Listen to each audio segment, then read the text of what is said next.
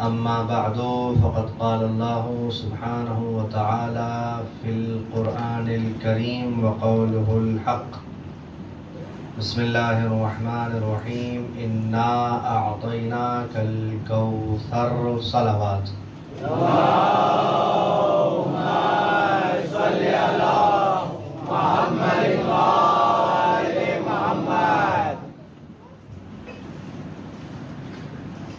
عزیزان محترم، ایام عزائے فاطمیہ کی مناسبت سے منعقد ہونے والے اس خمسہ مجالس کی آج آخری مجلس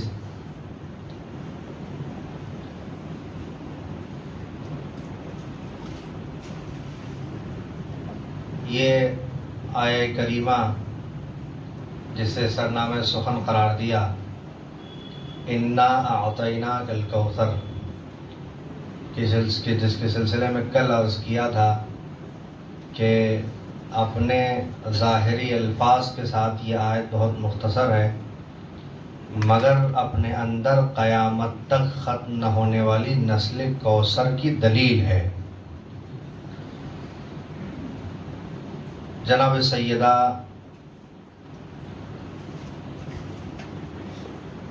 کہ جس سے یہ نسل کوثر، یہ نسل کثیر، یہ نسل سادات آباد ہے، یہ وہ مقدس اور معظم اور مبارک بیوی ہے کہ جس کے احترام کے لیے اگر صرف یہ کہا جائے کہ وہ 12 اماموں کی ماں ہے تو کافی ہے، جس کے احترام اور جس پر عقیدہ رکھنے کے لیے صرف اتنی بات کافی ہے کہ وہ 12 معصوم اماموں کی ماں ہے، اور خود ایسی معصومہ بیوی ہے کہ جس کا احترام پیغمبر اکرم اس انداز سے کیا کرتے تھے کہ جب فاطمہ دربار میں یا کسی ایسی جگہ پر داخل ہو جائیں جہاں پیغمبر بیٹھے ہوئے ہیں تو وہ نبی کہ جو 1,23,999 انبیاء کا سردار ہے وہ اپنی جگہ سے کھڑے ہو جاتے تھے اور جناب سیدہ کو اپنی جگہ پر بٹھایا کرتے تھے۔ کوئی بھی کسی کو اگر اپنی جگہ پر بٹھاتا ہے تو اس کے اندر کم سے کم کچھ خصوصیات اس جیسی پائی جانا لازمی ہے، ورنہ کوئی آدمی کسی اپنے سے بہت زیادہ کمتر کو اپنی جگہ پہ نہیں بٹھاتا۔ اگر نبی نے فاطمہ کو اپنی کرسی پہ بٹھایا ہے، اپنی جگہ پہ بٹھایا ہے، تو اس کا مطلب محمد مصطفیٰ سمجھ رہے تھے کہ یہ فاطمہ اپنے وجود مقدس میں کچھ تو ایسا رکھتی ہے کہ جس سیدہ کو اس نبیوں کے سردار کی کرسی پہ بٹھایا جا سکتا ہے۔ اور پھر قرآن کی آیت نے مہر لگا دی وَمَا يَنْطِقُ عَنِ الْهَوَىٰ إِلَّا وَحْيًا يُوحَىٰ کہ یہ نبی تو وہ ہے کہ جو اپنی گفتگو کرتا ہی نہیں ہے، یہ تو بولتا ہی نہیں ہے، اس کی کوئی بھی ایکٹیویٹی اپنی مرضی سے ہوتی ہی نہیں ہے۔ نبی اگر اپنی کرسی پہ فاطمہ کو بٹھائے تو اللہ کی مرضی سے ہوتا ہے، اور نبی اپنی بن سے کسی کو بھگا دے تو اللہ کی مرضی سے ہوتا ہے۔ صلوات پڑھیں محمد و آل محمد پر۔ اللهم صل على محمد وآل محمد. یہ نبی تو کچھ بولتا ہی نہیں ہے مگر یہ کہ وہ جو وہ بولتا ہے، مگر یہ کہ وہ جو وحی الہی بولتی ہے، مگر یہ کہ وہ جو اللہ کا پیغام بولتا ہے۔ نہ جانے کتنی مرتبہ ایسے واقعات پیش آئے کہ نبی اپنی طرف سے کچھ بھی نہیں بولتے۔ میں تھوڑا سا وقت آج زیادہ لینے کی کوشش کروں گا، جہاں مجھے لگے گا تھک گئے وہاں پہ معاملہ بند کر دیا جائے گا، اور گھبرائیے کہ مطلب کسی کو کھڑا نہیں کیا جائے گا۔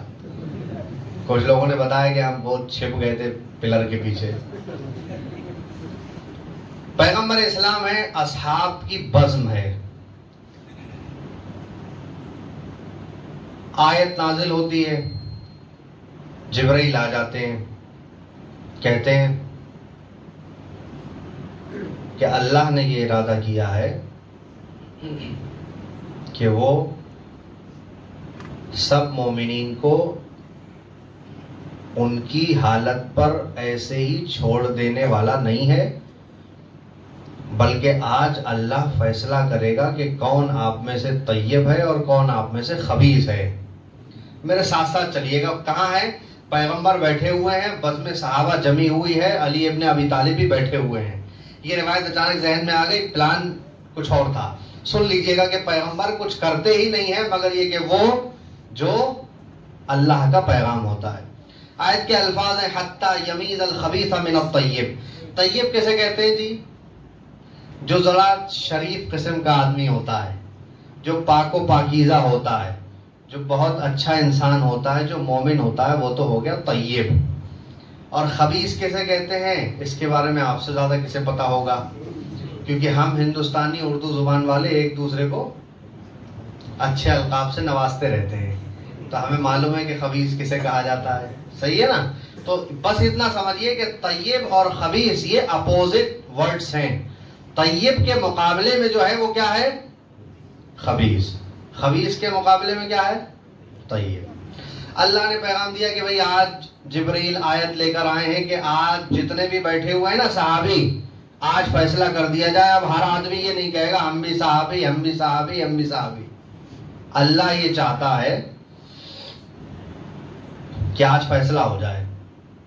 جناب جبرائیل آ گئے. روایت کے الفاظ ہیں جناب جبرائیل نازل ہوئے, وقال, اور فرمایا, نزل جبرائیل علی النبی وقال, نازل ہوئے پیغمبر کے اوپر اور آپ نے فرمایا.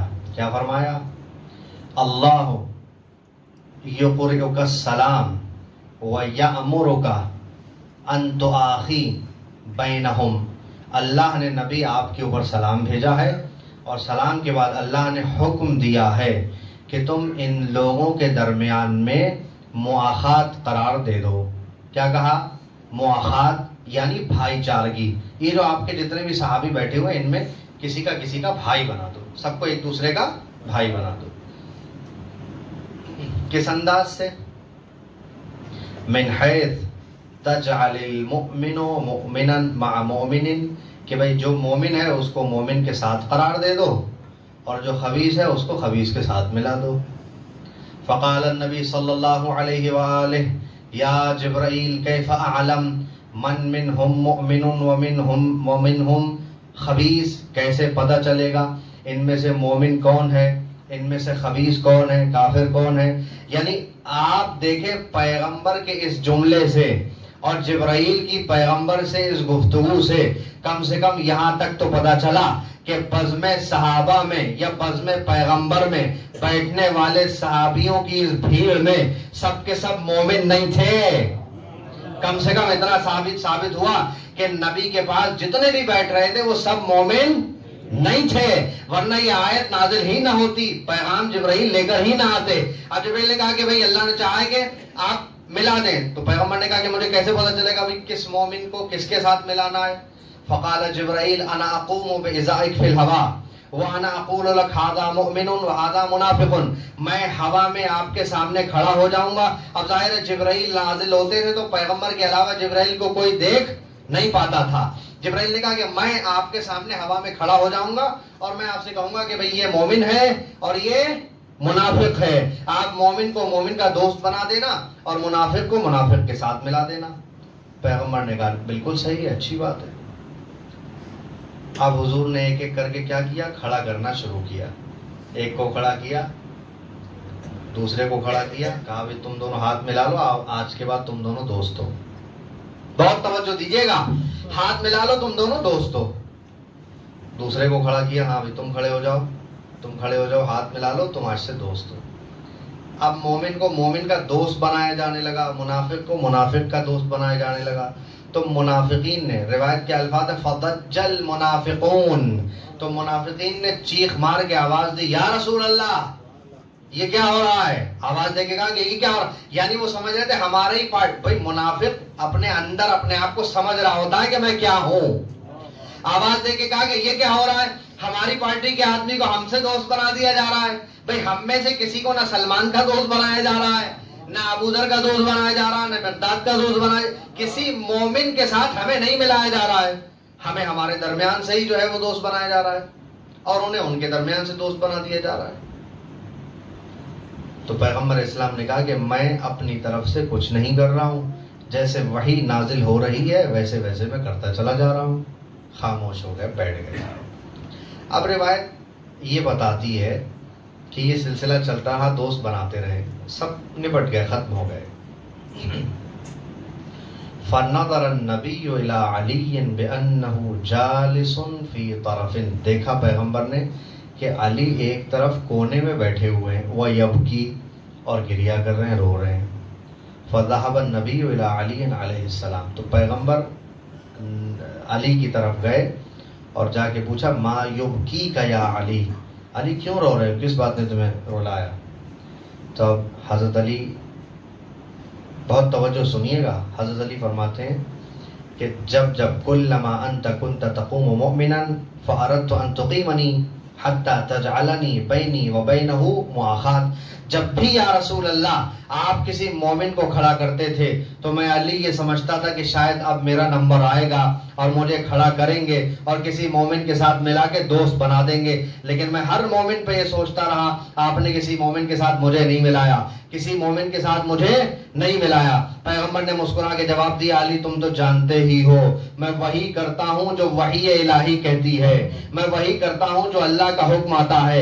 علی اور محمد کے درمیان گفتگو ہو ہی رہی تھی کہ اتنے میں جبرائیل نازل ہوئے, پیغام دیا کہ اللہ نے یہ ارادہ کیا ہے کہ اللہ تمہیں یہ بتا دے کہ محمد یہ جان لو آپ کے بزم کے اندر کوئی صحابی اس درجے کا مومن ہے ہی نہیں کہ جسے علی کے ساتھ ملا کے دوستی بنائی جا سکے. اللہ نے یہ پیغام دیا ہے کہ اگر علی کے لائق کوئی ہے تو محمد ہے, محمد کے لائق کوئی ہے تو صرف علی ہے. صلوات پڑھیں محمد و آل محمد پر.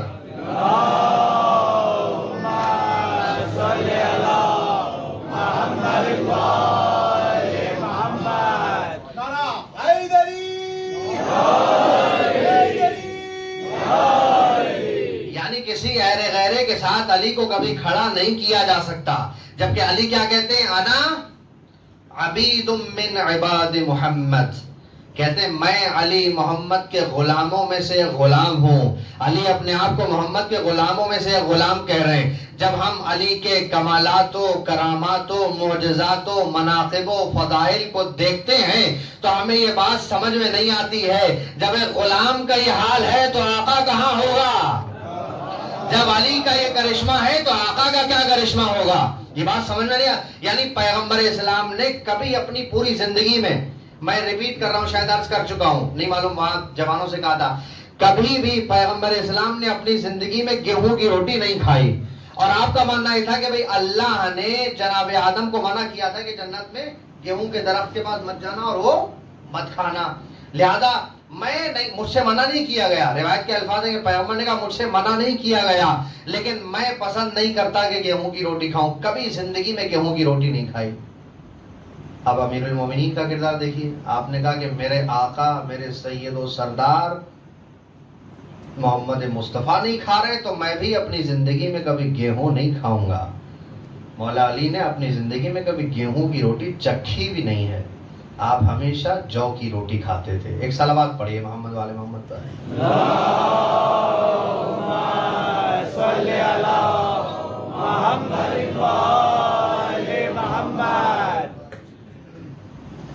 مولا بہت ساری ہمارے آج کے زمانے کی ایجادات کی جس کے اشارے مولا اپنے زمانے میں کر کے چلے گئے تھے, لیکن وہ چیزیں آج ہمارے سامنے آئی ہیں. ٹھیک ہے, وہ چیزیں آج ہمارے سامنے آئی ہیں. اب میں ایک ضروری بات آپ کی خدمت میں پیش کرنا چاہتا ہوں, وہ یہ ہے کہ ہمیں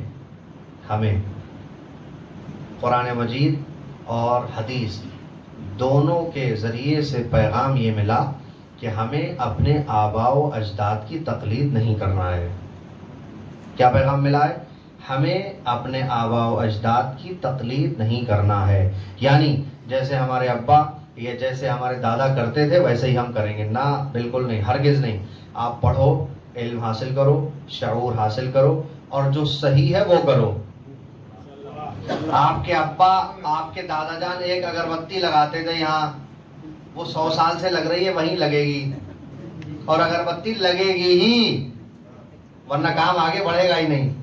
تو آپ کے دادا جان جو کرتے تھے وہ آپ کر رہے ہیں، وہ دادا کسی شاید مقصد سے کرتے تھے، خوشبو کے لیے لگاتے ہوں گے یا کسی لیے لگا، آپ کو مقصد بھی نہیں پتا ہے، بس آپ تقلید میں اندھے بن کے کام کر رہے ہیں۔ دیکھیے زمانہ ترقی کر رہا ہے، زمانہ ترقی کر رہا ہے کہ نہیں کر رہا ہے؟ کر رہا ہے۔ یہ بلب جو لگا ہے یہ میرے خیال سے 18 واٹ کی لائٹ ہے۔ یہ کتنے واٹ کی لائٹ ہے؟ 18 واٹ کی لائٹ ہے، شاید 18 واٹ کی ہے۔ یہ ٹیوب لائٹس ابھی نہیں ہے، وہ 40 واٹ کی ہے۔ یہ جو لگی ہے 40 واٹ کی ہے اور یہ 18 واٹ کی ہے شاید۔ آپ یہ سمجھیے جو گھروں کے اندر بلب لگے ہوتے ہیں نا، LED بلب، وہ کتنے واٹ کے ہوتے ہیں؟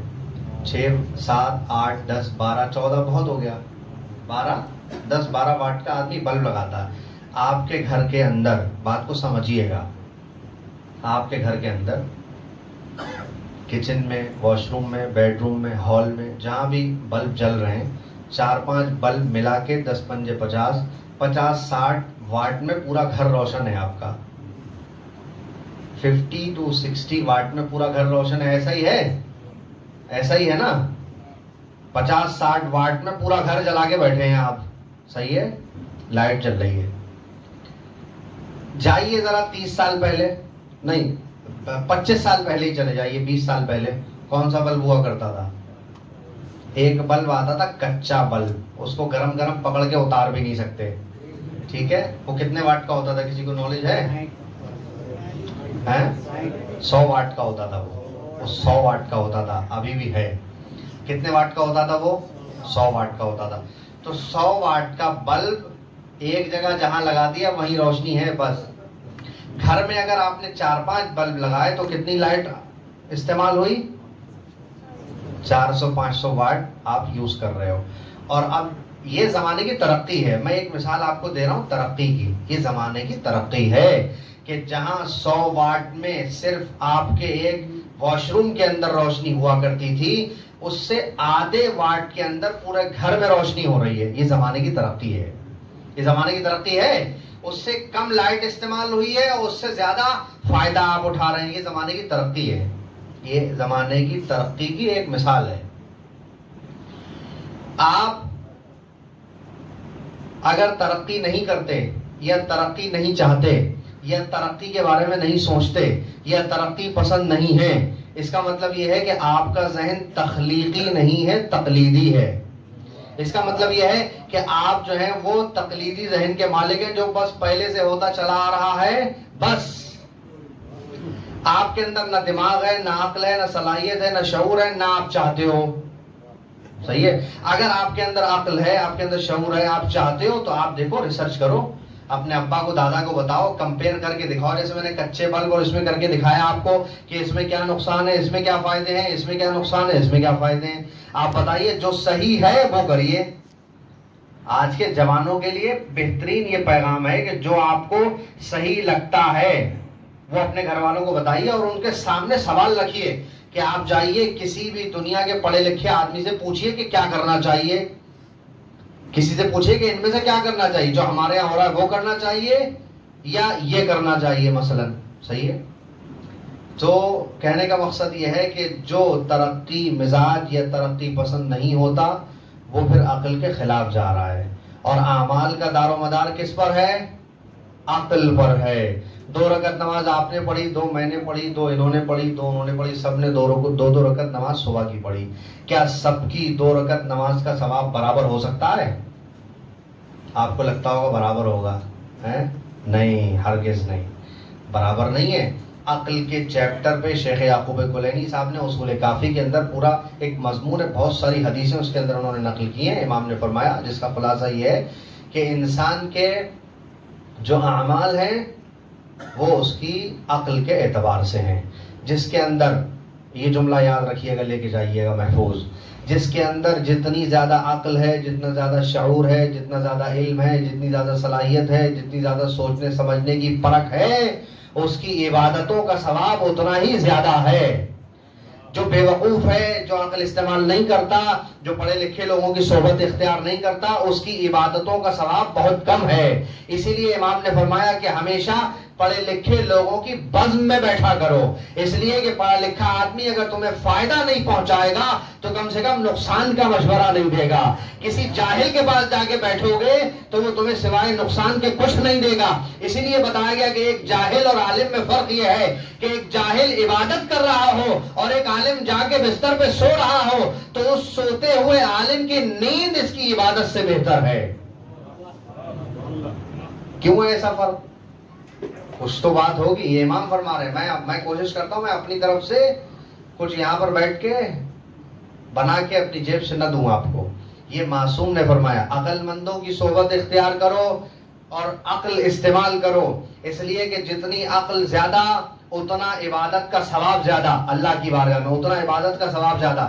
جناب جبرائیل جا رہے تھے ایک جگہ سے، دیکھا بیابان ایک جنگل، ایک آدمی بڑی عبادت سجدے پہ سجدے، تو آواز دے کے کہا یا الہنا و سیدنا ھذا عبدک یعبدک کثیرا، پروردگار اے معبود یہ تو تیرا بندہ بڑی تیری عبادت کر رہا ہے، بہت عبادت کر رہا ہے.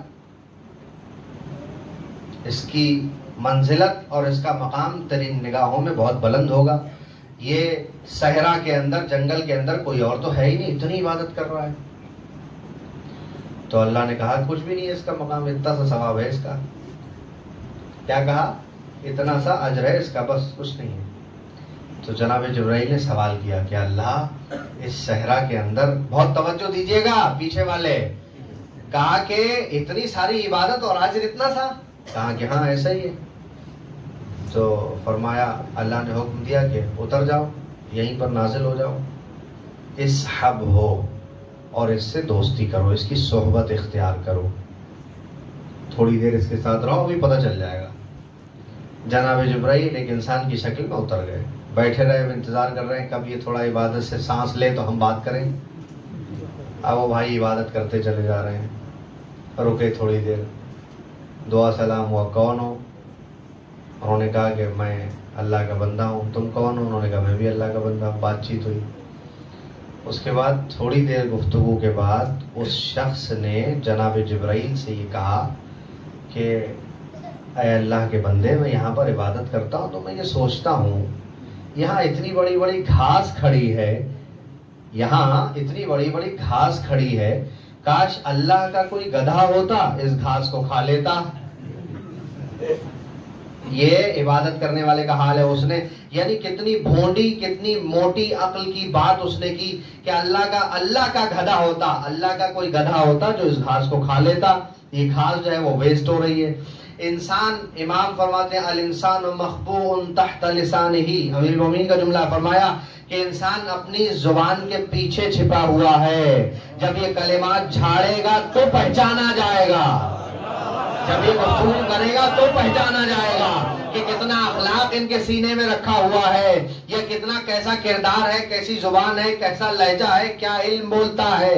جب گفتگو کریں گے تو پہچانے جائیں گے. تو اب اس نے گفتگو کی تو فوراً پہچانا گیا. ایک مرتبہ جبرائیل نے ہاتھوں کو جوڑ کے عرض کیا اللہ میں سمجھ گیا کہ اس کی عقل کا کیا معیار ہے. تو اللہ نے کہا دیکھا ہم انسان کی عبادتوں کا صلہ اور اجر اسے اس کی عقل کے اعتبار سے دیتے ہیں. جس کے پاس جتنا شعور ہے، جتنی عقل ہے، اتنا اسے کیا ملے گا؟ اجر ملے گا. تو آپ آج کے جوان، اگر آپ اسمارٹ ہیں، اگر آپ ہوشیار ہیں، اگر آپ پڑھے لکھے ہیں، اگر آپ جاگ رہے ہیں، اللہ اکبر، مولا کا جملہ الناس نیام، لوگ سو رہے ہیں. کیا فرمایا؟ لوگ سو رہے ہیں. کب بیدار ہوں گے؟ کب بیدار ہوں گے؟ بہت دیر ہو جائے گی، بہت دیر ہو جائے گی. آپ اگر واقعی شعور رکھتے ہیں، سمجھ رکھتے ہیں تو اپنی عقل کو استعمال کریں، اپنی عقل کو استعمال کریں، اپنی عبادتوں کا ثواب بڑھائیں.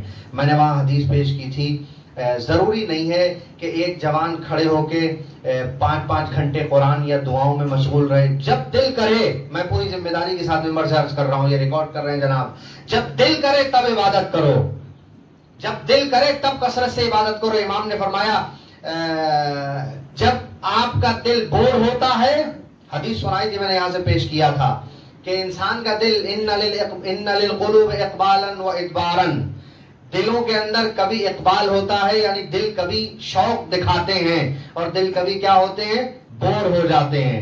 فَإِذَا أَقْبَلَتْ فَاحْمِلُوهَا عَلَى النَّوَافِلِ، آپ نے فرمایا جب دلوں میں شوق پیدا ہو تو واجب کے ساتھ ساتھ مستحب کام میں بھی اسے لگاؤ۔ وَإِذَا أَدْبَرَتْ فَاقْتَصِرُوا بِهَا عَلَى الْفَرَائِضِ، لیکن جب دل بور ہونے لگے، دل اچاٹ ہونے لگے، دل تھک جائے تو صرف واجب پہ اکتفا کرو۔ کیا مطلب ہے اس کا؟ اس کا مطلب کیا ہے؟ اس کا مطلب یہ ہے کہ اگر ہماری کوئی رسم ہے، کوئی عادت ہے کہ بھئی ہمیں یہ کام روز کرنا ہی ہوتا ہے امام بارگاہ میں، ہمیں کرنا ہی ہے، کوئی آئے نہ آئے، دل لگے نہ لگے، یہ کام ہمیں روز کرنا ہے، ڈیلی کرنا ہی ہے، کوئی فائدہ نہیں ہے۔ آپ کر رہے ہو لیکن آپ کا دماغ نہ جانے کہاں ہے۔ اگر آپ کا دل ہے، آپ کا شوق ہے، آپ کا من کرتا ہے تو آپ بیٹھ کے دعا پڑھیے، قرآن پڑھیے، وظائف پڑھیے، تبلیغ کریے، حدیث پہ بات کریے، سوال جواب کریے، علمی گفتگو جوانوں کے ساتھ بیٹھ کے چھیڑیے، جوان آپس میں بات چیت کریں۔ لیکن اگر دل نہیں ہے، نماز پڑھیے، نکل جائیے، واجب لیکن کرنا پڑے گا۔ تو امام نے فرمایا کہ اگر آپ کا دل لگے تو واجب کے ساتھ اپنے دل کو بہت زیادہ عبادت پہ آپ عادی بناؤ، لیکن اگر آپ بور ہوتے ہو تو صرف واجب کرو اور نکل جاؤ، امام نے فرمایا۔ اب ہم مولا علی علیہ السلام کی بڑی گفتگو کرتے ہیں، الحمدللہ یہ ہمیں فخر حاصل ہے اور شکر ہے اللہ کا، لیکن کچھ پیغام بھی ہیں۔ ایک شخص ہے، میں اکثر کہتا ہوں کوئی بھی انسان، میں نے مثال ٹیلر کی دی تھی، لیکن وہ ہر انسان کے لیے ہے، ہمارے لیے بھی ہے، آپ کے لیے بھی ہے۔ کوئی بھی مثلا مولانا صاحب کہیں جاتے ہیں تو یا کوئی بھی کام کرنے والا کہیں جاتا ہے، اگر وہ اس نیت سے کام کرنے جائے کہ وہ بندگان خدا کی خدمت کرنے جا رہا ہے، جیسے آپ صبح کو اٹھے، آپ کو مزدوری پہ جانا ہے، آپ کو نک تراشنے جانا، آپ کو بینک جانا ہے، آپ کو مزدوری کرنے جانا ہے، آپ کو گھر بنانے جانا ہے، آپ کو کسی بائک کی دکان میں جانا ہے، آپ کو کسی بھی اے سے زیڈ تک آپ کو کسی بھی کام کے لیے صبح سے نکلنا ہے، تو آپ کو مزدوری، آپ کی اجرت، آپ کی تنخواہ، آپ کی سیلری اتنی ہی ملے گی۔ لیکن علماء کہتے ہیں کہ آپ گھر سے یہ ارادہ کر کے نکلیے کہ آپ اللہ کی مخلوق کی خدمت کرنے کے لیے جا رہے ہیں، تو آپ کو تنخواہ تو اتنی ہی ملنا ہے، مگر ساتھ میں آپ کا یہ پورا کام عبادت میں شمار ہوگا، کیونکہ آپ نے نیت کیا کی ہے کہ آپ گھر سے نکل کے جا رہے ہو، مخلوق خدا کی خدمت کرنے جا رہے ہو۔ اب آپ مجھے بتائیے دنیا کا کون سا پیشہ ایسا ہے جس میں مخلوق خدا کی خدمت نہیں ہے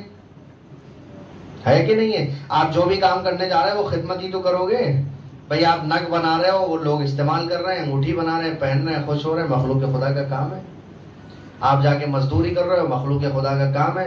آپ بہترین جو ہے وہ ڈشز بنا کے دیتے ہیں، کھانا بناتے ہیں، آپ مخلوق خدا کی خدمت کر رہے ہیں آپ، ٹھیک ہے۔ میں یہاں پر بیٹھ کے جو ہے وہ تقریر کر رہا ہوں، مخلوق خدا کی خدمت کر رہا ہوں، ٹھیک ہے۔ کوئی بھی کام آپ کرتے ہو وہ مخلوق خدا کی خدمت ہوتی ہے، مگر اس مخلوق خدا کی خدمت کرنے میں مخلوق کے دلوں کا خیال رکھنا ہے۔ کیسے؟ آپ سنیے، مخلوق کے دلوں کا خیال کیسے رکھنا؟ میں نے مثال دی تھی پنکھے کی مثال دی تھی نا، وہ تو بھول گئے ہوں گے آپ۔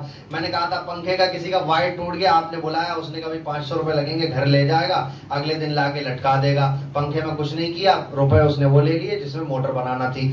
امام کی خدمت میں بہت سارے لوگ تمنا رکھتے تھے کہ بھئی امام کی صحبت اختیار کریں، امام سے ملاقات کریں۔ امام کے بعد بھی یہ زمانہ لوگ امام کے بڑے شیدائی ہیں، امام سے ملاقات کرنے کے لیے ہمیں جو تاریخ نے قصے دکھائے ہیں، واقعے بتائے ہیں، بہت سارے لوگ عمل کیا کرتے تھے۔ مسجد سیلا میں 40 دن کا عمل کیا ایک صاحب نے کہ امام سے ملاقات کرنا، امام تشریف لائیں گے۔ جب دیکھا کہ بھئی 39 دن ہو گئے، آج آخری دن ہے، بہت توجہ دیجیے گا، آخری دن ہے، بڑے احترام سے عزت سے گئے، اپنی وظیفے کو، اپنی دعا کو مکمل کیا۔ سوچ رہے ہیں کہیں نہ کہیں سے ابھی امام نکل کے آئیں گے، ادھر سے آئیں گے یا ادھر سے کہیں سے ادھر سے آئیں گے، امام نکل کے، کوئی امام نہیں آئے۔ وظیفہ ختم ہو گیا، ایک آواز آئی کہ اگر امام سے ملنا چاہتے ہو تو فلاں شہر میں جا کر فلاں چوراہے پہ آ جاؤ. بس آواز چلی گئی. اب یہ پریشان تھے, جیب میں پیسے نہیں جانے کے لیے. اس شہر میں اس چوراہے پہ انتظام کیا, کیسے نہ کیسے انتظام کر کے فوراً گئے اس چوراہے پہ. جا کے جب دیکھا قریب وہ 4 رستہ چوراہا جہاں امام نے بتایا تھا, جو وہ آواز آئی تھی جو بتایا گیا تھا, اس کے قریب پہنچے. دیکھا, دور سے دیکھا کوئی بہت نورانی شخصیت بیٹھی ہوئی ہے. ایک مرتبہ سمجھ گئے کہ یہ امام ہے. بہت تیز تیز دوڑ کے قریب جانے لگے. انہوں نے ہاتھ سے اشارہ کیا, اشارہ کر کے فرمایا بیٹھ جاؤ دور اور دیکھو یہاں پر کیا ہوتا ہے. یہ اشارہ کیا کہ وہیں بیٹھ جاؤ اور دیکھو یہاں پر کیا ہوتا ہے. وہ دور بیٹھ گئے. آپ جانتے ہیں امام کہاں بیٹھے تھے؟ امام بیٹھے تھے ایک لوہار کے پاس. لوہے کا کام کرنے والا کتنا خوبصورت اور گورا ہوتا ہے, پتا ہے نا آپ کو, معلوم ہے نا. لیکن ایمان دل کے اندر ہوتا ہے. امام بیٹھے ہیں اس کے پاس. لوہے کے کام کرنے والے کے حولیہ بھی بیچارے کا ایسے ہی ہوتا ہے, سادہ. امام اس کے پاس بیٹھے ہوئے ہیں. تو ایک یہ دور سے بیٹھ کے دیکھ رہے ہیں. ایک خاتون آئی. ایک خاتون آتی ہے اور اس کے ہاتھ میں ایک پرانے قسم کا تالا ہے. ٹھیک ہے, اس نے لا کے ان کو دیا لوہار کو اور کہا کہ بھائی اس کی چابی مجھے بنوانا ہے. نہیں, میں یہ بیچنا چاہتی ہوں. کہا کہ میں یہ تالا بیچنا چاہتی ہوں, مثلا 5 روپے کا بیچنا چاہتی ہوں. تو اس نے تالے کو لیا اور دیکھا. دیکھنے کے بعد کہا کہ جو ہے وہ آپ 2 روپے مجھے دیں اور 2 روپے میں اس تالے کی چابی بنا لیں. چابی بننے کے بعد یہ تالا 10 روپے کا بک جائے گا. تو اس خاتون نے کہا میرے پاس تو 1 روپیہ بھی نہیں ہے اور مجھے پیسے کی ضرورت ہے. میں یہ تالا کئی سارے لوگوں کے پاس لے کے گئی ہوں. کوئی اس کو 2 روپے میں خریدنے کو کہتا ہے, کوئی 1 روپے میں خریدنے کو کہتا ہے. مجھے 5 روپے کی ضرورت ہے. تو اس نے کہا اچھا کوئی بات نہیں. تالا لیا, اس کو دیکھا, ادھر ادھر سے گھما کے دیکھا. وہ خاتون 5 روپے میں بیچنے آئی تھی. بہت توجہ دیجیے گا, کتنے میں بیچنے آئی تھی؟ 5 روپے میں بیچنے آئی تھی. تالے کو دیکھا, دیکھنے کے بعد کہا کہ بھائی میں آپ کو اس تالے کی قیمت 7 روپے دوں گا. میں چابی بنا کے اس کو 10 روپے کا بیچ دوں گا. 2 روپے کی چابی بنے گی, 1 روپے کا مجھے بھی فائدہ ہو جائے گا. یہ خاتون بڑا خوش ہو گئی. خوش ہو کے اس نے کہا کوئی اسے 1 روپے میں خرید رہا ہے, کوئی اسے 2 روپے میں خرید رہا ہے. مجھے 5 روپے کی ضرورت تھی, کوئی اس کی صحیح قیمت دے نہیں رہا تھا. آپ خرید رہے ہیں تو اس کو 7 روپے دینے کے لیے تیار ہیں. ماجرا کیا ہے؟ تو اس نے کہا اصل میں ایمانداری سے اگر اس تالے کی قیمت بتائی جائے تو کم سے کم 8 روپے 7 روپے ہوتی ہے. میں آپ سے 7 روپے میں اس لیے خرید رہا ہوں کہ میں اس کی چابی بنا کے اسے فروخت کر دوں گا.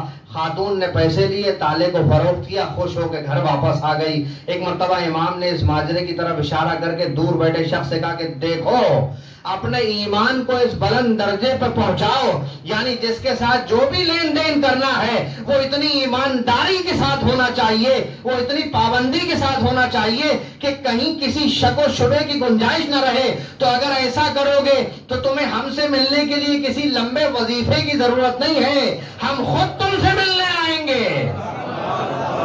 صلوات پڑھیں محمد والے محمد پر.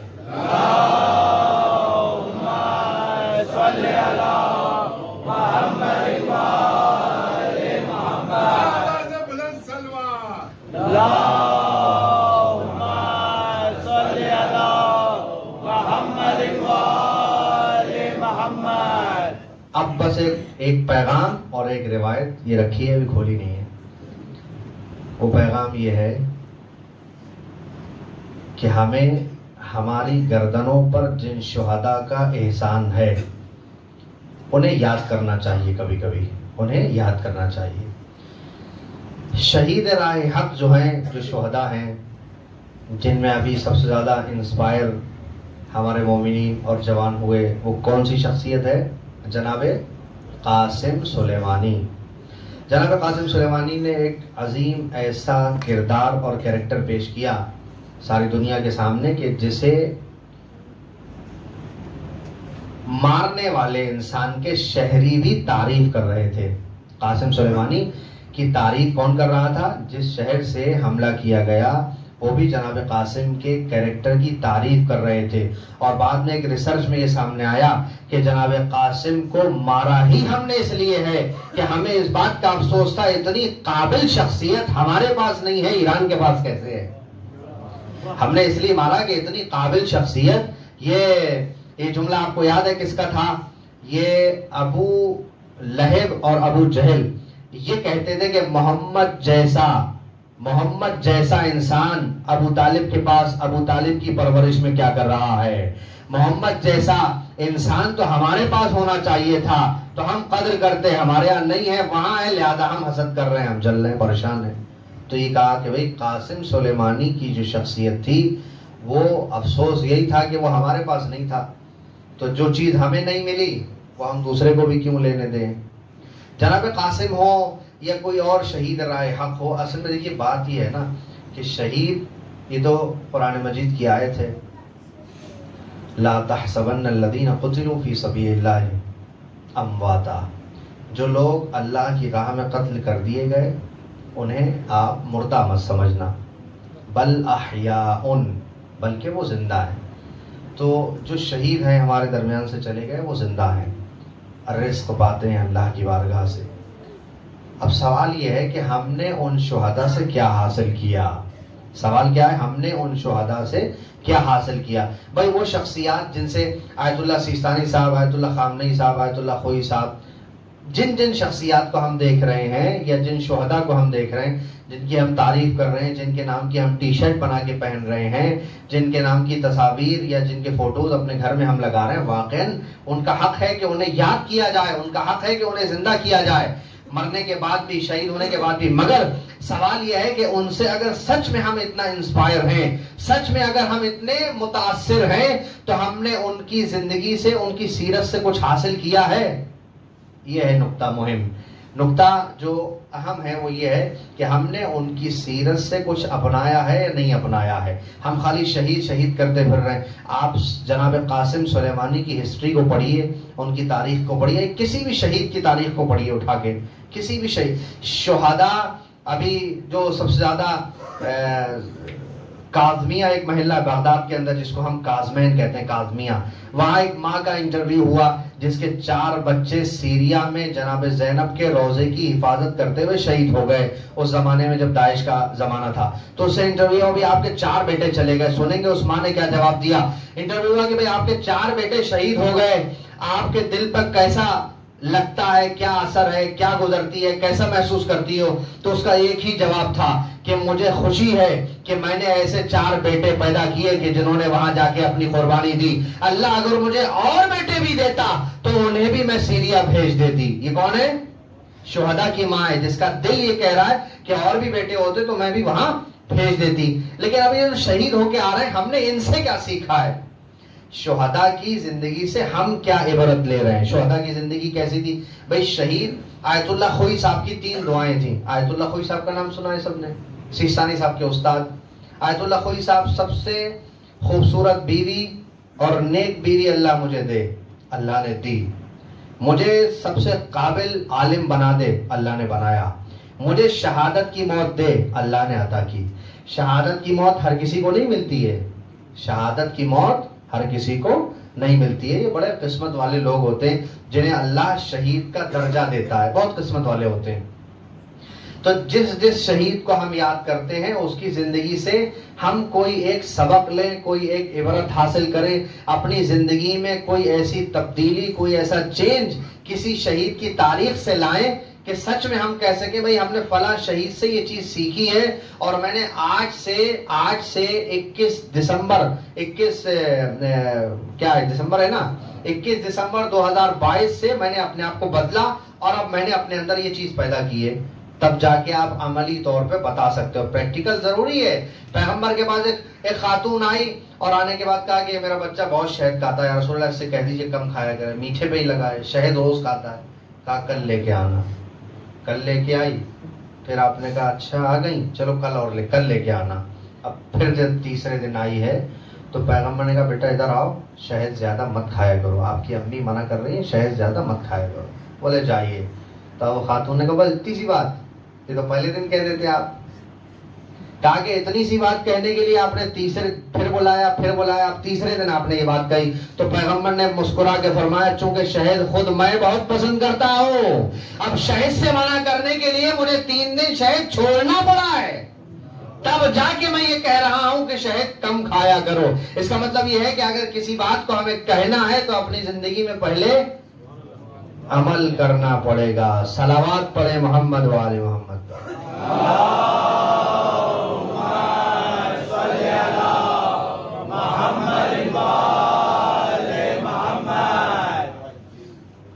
جناب سیدہ جن کا پورا وجود ہمارے لیے برکت ہے، آپ کے گلے میں ایک ہار تھا جناب سیدہ کا. روایت ہے کہ پیغمبر اسلام بیٹھے ہوئے تھے، اپنے صحابیوں کے ساتھ ہی بیٹھتے تھے. اچھا، جو بھی چیز پیغمبر کے ساتھ آتی تھی، میں اگر 10 منٹ مزید لے لوں مشکل نہیں ہے. ایک گفٹ، ایک تحفہ جب پیغمبر کے پاس آتا تھا تو آپ اسے کھانے کی کوئی بھی چیز آتی تھی شیئر کر کے کھاتے تھے، تقسیم کرتے تھے صحابیوں کے درمیان. ٹھیک ہے. ایک بیچارہ دیہاتی کچھ انگور لے کے پیغمبر کی خدمت میں حاضر ہوا اور اس نے کہا کہ یا رسول اللہ یہ انگور ہیں، آپ تناول فرما لیجئے. دیہاتی ہے بیچارہ، اس کا حلیہ بھی نارمل ہے.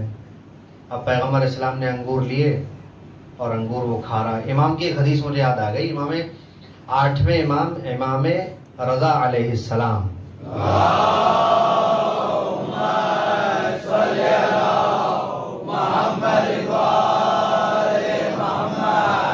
آپ کی ایک حدیث میں نے پڑھا تھا انگور کھانے کا طریقہ. امام نے فرمایا کہ جو انگور کا گچھا ہوتا ہے نا، اس میں سے جو جاگ رہے نا، ایک ایک کر کے جو انگور کھاتا ہے وہ کنجوس ہے. جو 2 انگور کر کے کھاتا ہے وہ سخی ہے، اور جو 2 سے زیادہ بھر کے کھاتا ہے وہ نیت خراب ہے. یہ امام نے فرمایا. یعنی اس سے ہمیں یہ سمجھ میں آتا ہے کہ انگور 2 کھانا چاہیے، لیکن صرف انگور کے 2 دانے کھانے سے سخی نہیں بنو گے، کھانے کے ساتھ کھلانا بھی پڑے گا. اس لیے کہ حدیث البخیل قریب من النار وبعید من الناس وبعید من الجنہ وبعید من اللہ، والسخی قریب من الناس قریب من الجنہ وقریب من اللہ وبعید من النار. حدیث یہ ہے کہ کنجوس انسان لوگوں سے دور ہوتا ہے کیونکہ کسی کو کھلاتا نہیں، اللہ سے دور ہوتا ہے کیونکہ اللہ اسے پسند نہیں کرتا، جنت سے دور ہوتا ہے اس لیے کہ جنت کو کنجوس پسند نہیں ہے، جہنم کے قریب ہوتا ہے. اس کے اپوزٹ امام فرماتے ہیں کہ سخی وہ ہے جو لوگوں سے بھی قریب ہے کیونکہ لوگوں کو لا کے دیتا ہے، اللہ کے قریب ہے کیونکہ اللہ کے بندوں کو کھلا رہا ہے، گفٹ دے رہا ہے تو اللہ اسے پسند کر رہا ہے. جنت کے قریب ہے کیونکہ جنت سخی آدمی کو پسند کرتی ہے، جنت سخی آدمی کو پسند کرتی ہے. اور جہنم سے دور ہے کیونکہ جنت سے قریب ہے. ٹھیک ہے، یہ ساتھ میں ہو گیا. اب پیغمبر اسلام کی خدمت میں انگور لے کے آیا تو انگور جو ہے وہ کھا رہے ہیں. حضور نے انگور کھائے، 2 کھائے، 4 کھائے، کھاتے رہے، انگور ختم ہو گئے. وہ آدمی چلا گیا. اب یہ صحابی اکٹھے ہو کے آئے، یہ آج ہوا کیا؟ آپ جب بھی کوئی کھانے کی چیز آتی تھی تو ہمیشہ ہمیں بھی دیتے تھے، آج تو اکیلے ہی کام کر دیا آپ نے، ہمیں نہیں دیے. تو نبی نے مسکرا کے فرمایا کہ یہ جو انگور لانے والا تھا، جیسے جیسے میں انگور کھا رہا تھا یہ بہت خوش ہو رہا تھا، جیسے جیسے میں انگور کھا رہا تھا یہ بہت خوش ہو رہا تھا، اور اس کی خوشی سے میں خوش ہو رہا تھا، اس کی خوشی سے میں خوش ہو رہا تھا. لیکن میں آپ کی اطلاع کے لیے یہ عرض کروں کہ انگور بہت زیادہ کھٹے تھے. اگر انگور اسی کے سامنے میں نے تمہیں بھی دے دیے ہوتے تو تم انگور کھاتے ہی کہتے کیا لے کے آئے ہو میاں، اتنے کھٹے انگور لائے ہو. لہذا اس کی خوشی کا برہم رکھنے کے لیے اور اخلاق دکھانا تھا. انگور کھٹے تھے مگر میٹھے سمجھ کے کھائے، انگور کھٹے تھے مگر میں ظاہر نہ کر سکا کہ انگور کھٹے، کیونکہ وہ لانے والا خوش ہو رہا تھا. تو لہذا میں نے اس کے دل کی اس قیمت کو جس کو اللہ نے بہت زیادہ بتایا، اس کی دل کی حرمت کو رکھنے کے لیے، اس کی عزت کو برقرار رکھنے کے لیے انگور اکیلے کھا لیے. اور آپ نے اپنے صحابہ کو کھاتے ہوئے بتایا بھی نہیں کہ انگور کیسے ہیں. کعبے کی حرمت سے زیادہ مومن کے دل کی حرمت ہے. کعبے کا جتنا احترام ہے. اچھا آپ سے ایک سوال کر رہا ہوں, اس مسجد کا احترام زیادہ ہے یا کعبے کا؟ کس کا احترام زیادہ ہے؟ اس مسجد کا احترام زیادہ ہے یا کعبے کا احترام زیادہ ہے؟ کس کا زیادہ ہے بھائی؟ مسجد النبوی ہے, کعبہ ہے, کس کا احترام زیادہ ہے؟ ظاہر سی بات ہے اس کا احترام زیادہ ہے, اس کا احترام زیادہ ہے. یہ اللہ کا گھر ہے, اس کا احترام بھی ہے, مگر اس کا احترام زیادہ ہے. آپ برداشت نہیں کرو گے, آپ برداشت نہیں کرو گے کہ اس مسجد کے اندر جس کا احترام اس کے مقابلے میں نہیں ہے, کوئی جوتے چپل پہن کے یہاں بیٹھ جائے. برداشت کرو گے؟ برداشت کرو گے؟ نہیں برداشت کرو گے, اٹھا کے پھینک دو گے. کیا بدتمیزی ہے. لیکن مومن کا دل کوئی توڑ دے تو آپ خوب برداشت کرتے ہیں اور اس کا ساتھ دیتے ہیں. یہ بڑی عجیب سی بات ہے. کعبے کے احترام سے زیادہ مومن کے دل کی حرمت ہے. مومن کے دل کی, اور یہ میں نہیں کہہ رہا ہوں, میں عرض کر رہا ہوں آپ کی خدمت میں, میں اپنی طرف سے نہیں کہہ رہا ہوں. یہ حدیث ہے, یہ روایت ہے, یہ معصوم نے فرمایا. کعبے کے احترام سے زیادہ کس کا احترام ہے؟ مومن کے دل کا احترام ہے. اب آئیے بس ایک روایت میں آپ کو سنا دوں. صلوات پڑھیے محمد والے محمد پر.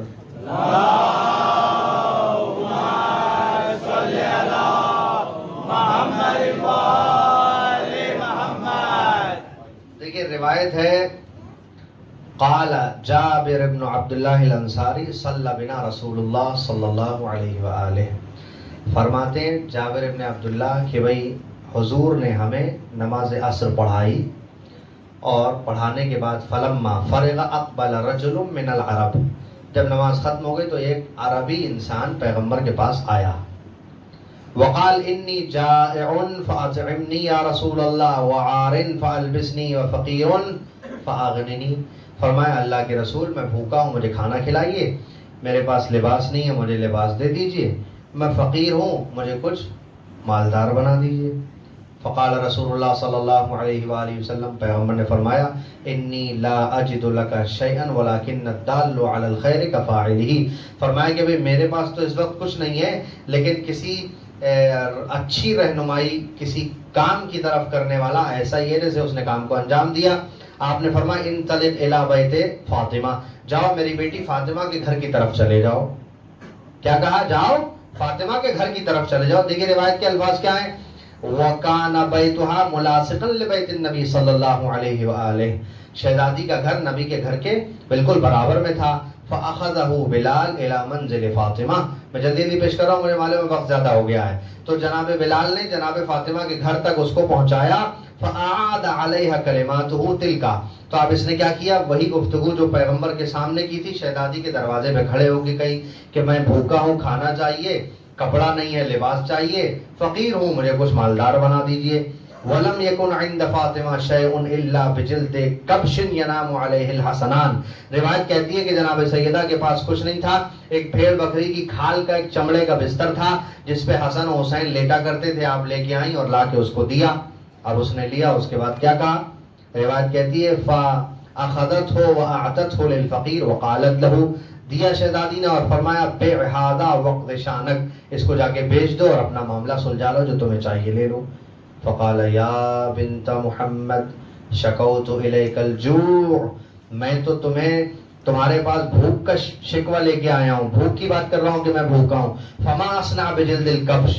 میں اس بھیڑ یا بکری کے کھال کا کیا کروں گا, میں تو بھوکا ہوں, مجھے تو مال چاہیے, پیسہ چاہیے, مجھے تو پیسہ چاہیے. ولما سمعت منه تأثرت. کہتے ہیں جب فاطمہ نے سنا تو اثر انداز ہوئی یہ بات. فعمدت الى عقد فی رقبتها كان هدیة من فاطمہ بنت حمزہ. تو آپ کے گلے میں خوبصورت ہار تھا جس کو جناب حمزہ کی بیٹی فاطمہ نے شہزادی فاطمہ کو گفٹ کیا تھا.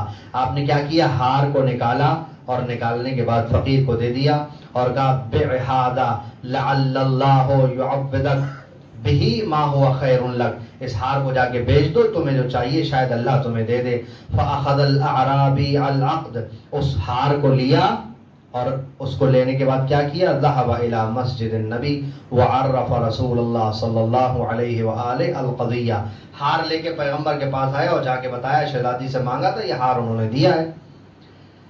اب پیغمبر اسلام کے پاس کیا ہوا؟ جب یہ ہار لے کے آیا تو لکھا ہوا ہے فَسَأَلَ مَنْ حَضَرَ الْمَسْجِدْ فِي شِرَاءِ الْعَقْدِ فقام عمار ابن یاسر۔ اب اس نے سوال کیا کہ پیغمبر کی بزم میں جتنے صحابی بیٹھے ہوئے، تم میں سے فاطمہ کا یہ کوئی ہار خریدنا چاہے گا؟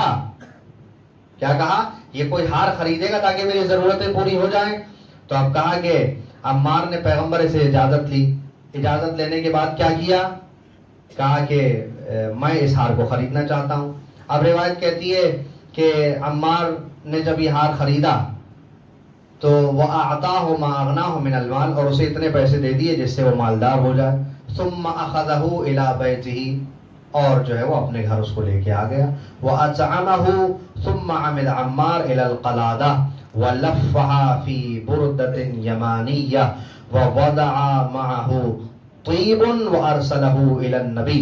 اب انہوں نے کیا کیا؟ عمار نے اس ہار کو لیا گلاب کے عرق سے، ایک دوسری روایت میں نے پڑھا کہ گلاب کے عرق سے اس کو دھویا اور ایک خوبصورت عمدہ قسم کے کپڑے کے اندر لپیٹا اور اپنے خادم کے ساتھ پیغمبر اسلام کے پاس بھیجا اور کہا کہ بھئی جاؤ اور جا کے یہ ہار دے دو۔ کس کو دے دو؟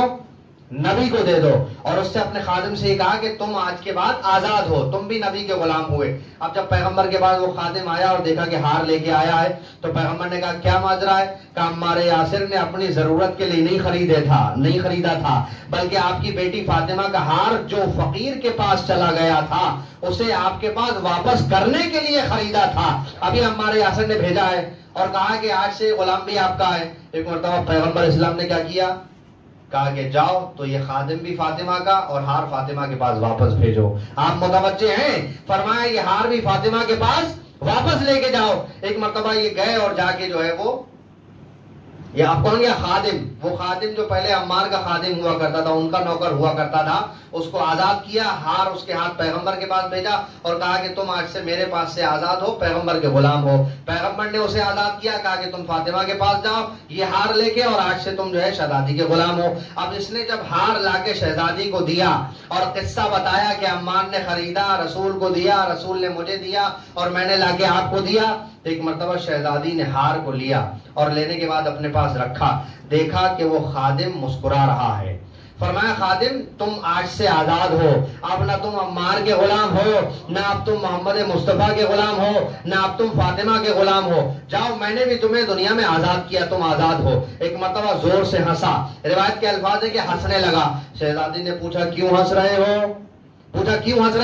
کہا میں آپ کے مبارک ہار کی برکت پہ مسکرا رہا ہوں، اس لیے کہ اس نے ایک خادم کو آزاد کیا، ایک بھوکے کو کھانا کھلایا، ایک ضرورت مند کو لباس دیا، جو اعرابی وہاں سے آیا تھا اس کی ضرورت بھی پوری ہو گئی، ورجع الی ربہ، اور اس تمام کام انجام دینے کے بعد ہار اپنے مالک کے پاس واپس بھی آ گیا۔ صلوات پڑھیں محمد والے محمد پر۔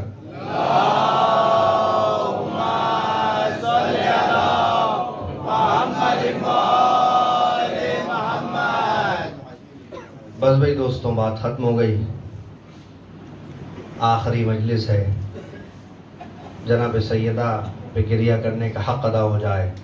جناب سیدہ اپنے گھر میں جو زندگی گزارا کرتی تھیں، آپ کرامات اور معجزات کا ہنر رکھتی تھیں، لیکن جناب سیدہ ایسا نہیں تھا کہ کسی محل میں زندگی گزاری ہو، ایسا نہیں تھا کہ فاطمہ نے بڑے شان و شوکت اور کسی مخمل کے بستر پہ یا کسی بہت عالیشان محل کے اندر آپ کی زندگی گزر رہی تھی۔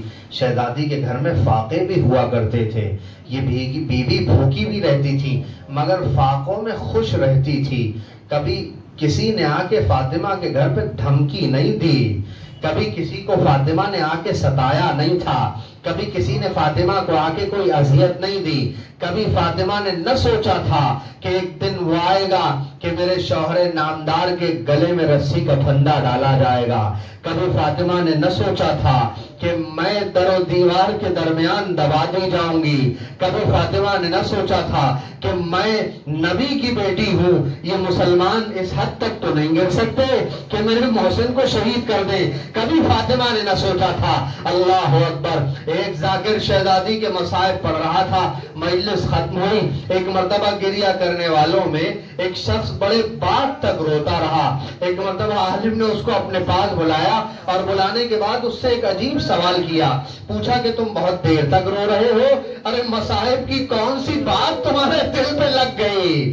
اللہ کوئی غم نہ دے سوائے غم سرکار اہل بیت۔ ایک مرتبہ پوچھا کون سی بات تمہارے دل پہ جا کے لگ گئی؟ اس نے کہا کہ میں ہڈی کا ڈاکٹر ہوں، آپ نے مصائب میں پڑھا کہ جناب فاطمہ کی پسلیاں ٹوٹ گئی تھی، ارے اگر کسی کی پسلیاں ٹوٹ جائے تو وہ کروٹ نہیں لے سکتا، جب تک زندہ رہتا ہے اس کی پسلیاں اسے پریشان کرتی ہیں، ذرا بھی ہلتا ہے تو ادھر کی ہڈیاں ادھر جاتی ہیں، ادھر کی ہڈیاں ادھر آتی ہیں۔ جناب سیدہ نے اپنی زندگی کیسے گزاری؟ اجرکم علی اللہ، یہ جناب فاطمہ ہے جو اپنی ٹوٹی ہوئی پسلیوں کے ساتھ اپنے گھر میں موجود ہیں، لیکن کبھی علی کے سامنے اظہار نہیں کرتی۔ جب بھی ابو الحسن گھر کے اندر داخل ہوتے ہیں دیکھتے ہیں کہ جناب سیدہ بیٹھی ہوئی ہیں، آپ سمجھ رہی ہیں کہ جب بھی انسان بیٹھنے سے کھڑا ہوتا ہے تو اس کے اوپر زور پڑتا ہے۔ ارے فاطمہ کو یہ گوارا نہ تھا کہ علی دیکھ لیں اور فاطمہ اپنی جگہ سے کھڑی ہو جائیں، کبھی نہیں چاہتی تھی۔ ارے کسی نے سوال کیا، کسی سے پوچھا، ارے یہ بتائیے، امام سے سوال کیا، چھٹے امام سے پوچھا مولا یہ بتائیے کہ آپ کے جد حسین زیادہ مظلوم تھے یا آپ کے جد علی مرتضیٰ زیادہ مظلوم تھے؟ پوچھا آپ یہ بتائیے کہ کربلا میں حسین بھوکے پیاسے تھے، آپ زیادہ غریب تھے یا آپ کے جد علی مرتضیٰ زیادہ غریب تھے؟ ایک مرتبہ کہا ارے یہ کیسا سوال کر لیا، ارے میرے جد امجد علی سب سے زیادہ مظلوم رہے ہیں، جیسے امامت میں سب سے زیادہ فضیلت ہے ویسے ہی مصائب میں سب سے بڑی مصیبت علی کی ہے۔ پوچھا مولا کیسے؟ اس لیے کہ حسین کربلا میں جب شہید کیے گئے تو آپ کے بچوں کو مار دیا گیا، 3 دن کا بھوکا پیاسا آپ کو شہید کیا گیا، تو سب سے زیادہ غربت تو حسین کی ہوئی۔ ایک مرتبہ امام نے فرمایا کہ حسین جب تک کربلا میں زندہ تھے کسی کی ہمت نہ تھی خیام حسینی میں گھس جائے، ارے کسی کی ہمت نہ تھی کہ سکینہ کے کوئی تماچے لگائے، کسی کی ہمت نہ تھی کہ آگے بڑے سکینہ کے گوشوارے چھینے۔